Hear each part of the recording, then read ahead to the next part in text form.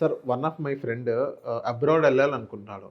So అక్కడ 2 years masters చేసి third year నుంచి అక్కడ జాబ్ చేసుకొని ఆ డబ్బుతో ఇండియాకి రిటర్న్ వచ్చి ఇక్కడ సెటిల్ అవుదాం అనుకుంటున్నాడు. అది వారికి సాధ్యం అవుతుందంటారా? చాలామంది మన దగ్గర నుంచి వెళ్ళిన కుర్రోళ్ళందరూ 5 ఏళ్లలోనో ఎన్నో సంవత్సరాలు పనిచేసి కొన్ని డబ్బులు తీసుకొని వచ్చి ఇండియాలో సెటిల్ అయిపోదాం అని చెప్పేసి అనుకుంటారు. సో కానీ రియాలిటీ చెక్ చేసుకుంటే అక్కడికి వెళ్ళి వాళ్ళు అనుకున్న టైం ఫ్రేమ్లో సెటిల్ అయిన వాళ్ళ సంఖ్య చాలా తక్కువ. 5 ఏళ్ళు కాదు, 10 ఏళ్ళు కాదు, 15 ఏళ్ళు ఉన్నా కానీ ఇంకా సెటిల్ కాని వాళ్ళ పరిస్థితులు ఎక్కువగా ఉన్నాయి. సో ఈ బేసిక్గా అక్కడికి వెళ్ళినప్పుడు ఏదో ఒక లోన్ పెట్టుకొని వెళ్తారు. సరే కొద్దిగా లోన్ ఉంటుంది, కొద్దిగా క్యాష్ అదే వాళ్ళు పార్ట్ టైంలు చేసుకుంటే రన్ చేస్తారు. ఉద్యోగాలు రావడానికి 2 ఇయర్స్ పట్టొచ్చు, 3 ఇయర్స్ పట్టొచ్చు. అనుకున్నంత స్మూత్గా ట్రాన్సిషన్ ఏం జరగదు అక్కడ. ఐ మీన్ లైఫ్ ఏమంత సింపుల్గా ఏమి ఉండదు. ఇనీషియల్ స్టేజ్ చాలా స్ట్రగుల్స్ ఉంటాయి. సినిమా కష్టాలన్నీ పడతారు వాళ్ళు అక్కడ. సినిమా కష్టం అన్నీ పడతారు, సినిమా కష్టాలు అన్నీ పడతారు. వెరీ ఫ్యూ పీపుల్ ఫాస్ట్గా సెటిల్ అవుతారు. Okay. With in 1 year settle అయ్యే వాళ్ళ సంఖ్య తక్కువ. పాపం చాలా ఇబ్బందులు పడతారు. Over the period of time సరే డబ్బులు వస్తాయి, సరే ఉద్యోగం వస్తుంది, చిన్నగా ఏదో సంపాదిస్తూ ఉంటారు.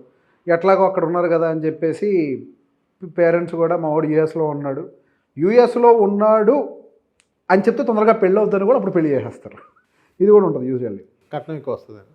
కట్నాలు కావచ్చు, అసలు ఇప్పుడు కట్నం కదా పెళ్ళి అవుతుందని చెప్పేసి ఆశతోటి కనీసం పెళ్లి చేయొచ్చులే అని చెప్పి చేస్తారు. ఇక పెళ్ళైన తర్వాత పిల్లలు పుడతారు. యూజువల్లీ పిల్లలు పుట్టిన తర్వాత అక్కడ సిటిజన్స్ అవుతారు.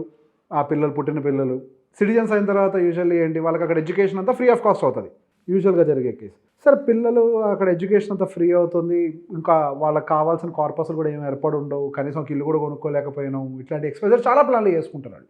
సో చాలా అనుకుంటారు కానీ అవేం వర్కౌట్ అవుతూ ఉండవు.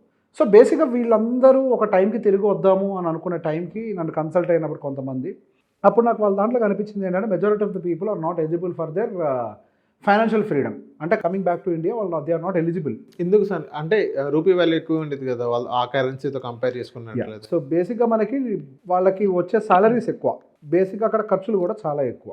ఫర్ ఎగ్జాంపుల్ అక్కడ ఒక 5 లక్షలు 6 లక్షలు జీతం వస్తుంది అనుకుందాం ఆఫ్టర్ ట్యాక్సెస్. మన ఇండియాలో 1,00,000 జీతం ఎంత వస్తుంది అనుకుందాం. ఇండియాలో రెంట్ ఎంత ఉంటుంది 3 BHKది? ఇక్కడ హైదరాబాద్లో తీసుకుంటే హార్డ్లీ 30,000 30,000-35,000 ఉంటుంది అప్రాక్సిమేట్. అదే అమెరికాలో మీరు కొంచెం మెజారిటీ ఆఫ్ ద ఏరియాస్లో ఈ రెంట్స్ మాట్లాడుతున్నాం, మరి not every, majority of the ఏరియాస్లో మీరు డబుల్ బెడ్రూమ్ ఫ్లాట్ తీసుకోవాలి అని అంటే దాదాపుగా $1,50,000 $2,000 దాకా పే చేయాల్సి ఉంటుంది. దాదాపుగా $1,600 నుంచి $2,000 పే చేయాలి. సో బేసిక్ ఇక్కడ వాళ్ళకి మనం చూసుకోవాల్సిందంటే వాళ్ళ ఎక్స్పెన్సెస్ ప్యాటర్న్ ఎక్కువ.